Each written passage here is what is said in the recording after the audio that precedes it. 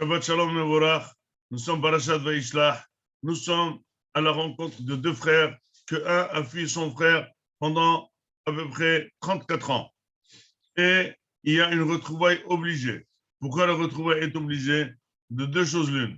D'abord parce que du ciel, on a prévu qu'il devrait, Yaakov Avinu, retourner chez ses parents. Mais ce n'est pas très exact, parce que retourner chez ses parents, donc le match de rencontre entre les deux frères devrait se passer à la maison de Yitzhak. Mais comment ça se fait qu'il se passe en route? Eh bien, il y a quelque chose qui ne va pas, c'est que Esav était en train de guetter son frère, et maintenant c'est le bon moment. Est-ce qu'il l'a guetté 34 ans? C'est un petit peu étonnant, mais il a senti que son frère devait revenir, ça c'est sûr. Et c'est pour ça que, en allant lui faire une annonce qu'il va retourner à son frère, les Malachim disent que nous aussi on est à sa rencontre. Donc finalement le match va se passer dans un champ entièrement anonyme. Il n'y aura pas de présent d'autres personnes de famille, il n'y aura pas de présent de conciliants, il n'y aura pas de présent le papa et la maman. Finalement, c'est vraiment un match égalisé. Et là, on va voir qui c'est qui va vaincre. Parce que finalement, les frères s'aiment beaucoup, mais la haine entre les frères, elle peut être un petit peu plus forte que celle qu'il y a entre deux personnes étrangères. Et pourquoi? Parce que finalement, la haine et l'amour entre les deux frères, c'est un petit peu la même force, et elle a une force inexistante, inexplicable, pardon, de se renverser. Ça veut dire que l'amour entre deux frères, quand il se renverse, il devient une haine, et là, c'est très, très fort. Et bien sûr, quand toujours on voit que dans un couple, quand on s'aime, eh bien, tout va très bien, mais quand il y a la haine, on devient beaucoup plus méchant que par rapport à un étranger. Pourquoi? Parce que justement, le fait que quelqu'un qu'on aime, on a une raison de le haïr, eh bien, cette raison, elle devient encore beaucoup, beaucoup plus dure. Et donc, finalement, comment la haine s'installe entre deux frères, et puis comment on peut éventuellement ou l'éliminer ou remettre l'amour entre les deux frères à la place de la haine. Eh bien, la paracha nous apprend exactement comment ça s'est fait et comment ça va se faire. Ça veut dire que finalement, comment la haine entre Esav et Yaakov s'est installée. Ces deux jumeaux, ils ont vécu pendant 63 ans ensemble.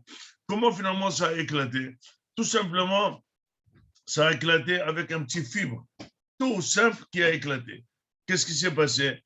Tout simplement, Yaakov Avinu, il a voulu, il a exploité sans escient, il a exploité la Bechora, il a exploité Esav, qui était très fatigué, il a acheté de chez lui la Bechora, il est devenu le Bechor, et puis, en devenant le premier-né, là, ça s'est passé, on ne pouvait pas le monnayer. Or, finalement, combien d'années dépassaient Esav et Yaakov ou Yaakov et Esav?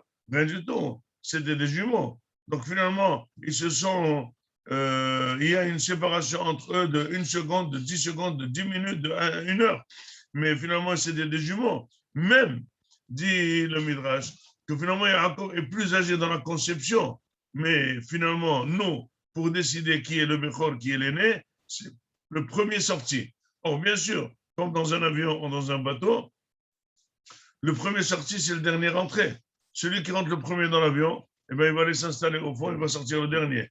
Celui qui rentre le dernier, il sort le premier. Donc, Issa, finalement, il est plus jeune dans la conception qu'Yaakov Avinu. Mais le principe est que celui qui sort le premier, c'est lui qui est le premier-né. Mais cela n'empêche que finalement, il y a une vente entre deux frères de ce qu'on appelle la Bechora, mais c'est deux frères qui sont vraiment égaux, jumeaux. Il ne s'agit pas d'un petit frère avec une différence de 20 ans qui achète la Bechora de son grand frère qui a 20 ans de plus. Non, il s'agit de deux égaux. Et finalement, il y a eu une vente.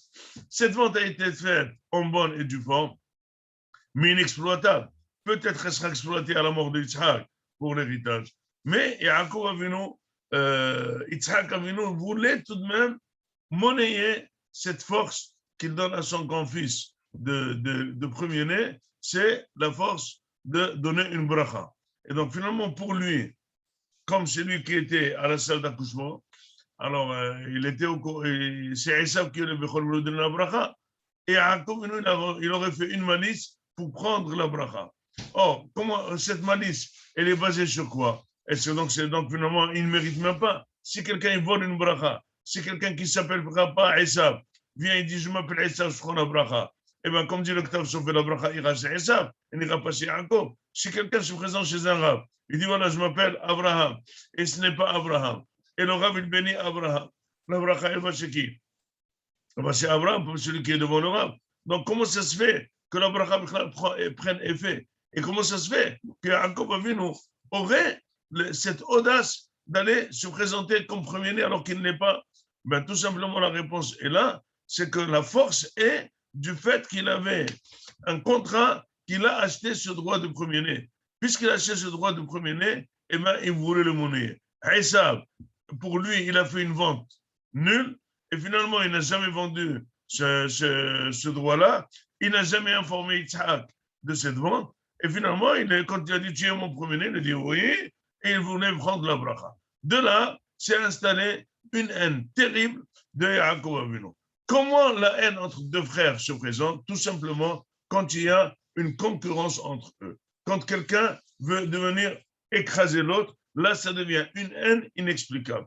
Tant que les frères se complètent, tant que les deux frères sont calmes, tant que les frères sont faibles, tant que l'un a besoin de l'autre, il y a une fraternité, il y a un amour, il y a une aide mutuelle, tout est là. Mais dès que il y a un qui dit je veux écraser l'autre, là, ça saute, là, ça barre. C'est pour ça que regardez dans toutes les familles, quand il y a une haine entre deux frères, vous voyez un frère, il insulte son frère, il lui donne des choses, tu ne peux pas t'imaginer. Sachez que l'autre frère insulté, c'est qu'il veut écraser son frère. Et c'est pour ça que c'est fait. Mais si jamais il baisse la tête, et non, bien qu'il aide son autre frère, il ne le montre pas, il ne montre pas une suprématie, il y a un amour entre eux qui est naturel, qui est très fort, c'est la fraternité. Un frère est fait pour aider son frère. Un frère, de manière naturelle, il aide son frère. Mais jamais n'utilise cette arme, si je t'aide, je suis plus fort que toi, je t'écrase. Dès que tu commences à utiliser, l'autre frère n'a pas besoin d'aide, ne veut pas cette aide, il refuse cette aide, il dédaigne cette aide et il dédaigne son frère. C'est ça la haine. Donc cette haine, c'est bien installé entre Yaakov et Esav, comme on l'a très bien expliqué. Maintenant, et finalement, ça va aboutir peut-être à une guerre. Un des deux va mourir. Et c'est vraiment le champ de bataille qu'on est en train de voir. Yaakov Avinu a tout à fait imaginé qu'il va ou partir ou tuer Esav. Esav a vraiment s'est préparé avec 400 personnes entre un petit groupe. C'est les spécialistes des meurtres qui vont tuer Yaakov Avinu. Finalement, comment ce champ de bataille s'est traduit en champ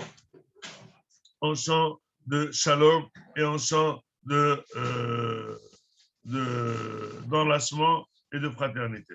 Eh bien, tout simplement, c'est marqué dans le passage que quand Yaakov Avinu, il a rencontré Esav, la première rencontre, il s'est prosterné devant son frère 7 fois, Ad Gishto, Ad Ahiv.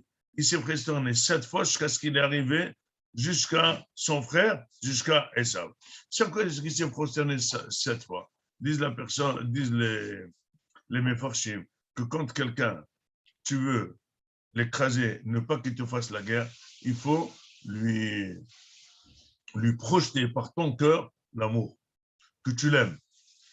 Et finalement, Yaakov Avinu, au moment où il a vu Esav, il s'est prosterné devant lui, donc il a enlevé cette suprématie qu'il aurait pris à son frère. Et finalement, non seulement qu'il l'a enlevé, maintenant on est en période de shalom, il a même dit, il s'est prosterné, ça veut dire qu'il est inférieur à son frère. Et en plus, il lui a transmis que c'est son frère. Il lui a transmis qu'il l'aime. 7 fois, il est en train de se prosterner jusqu'à qu'il lui a montré qu'on est des frères.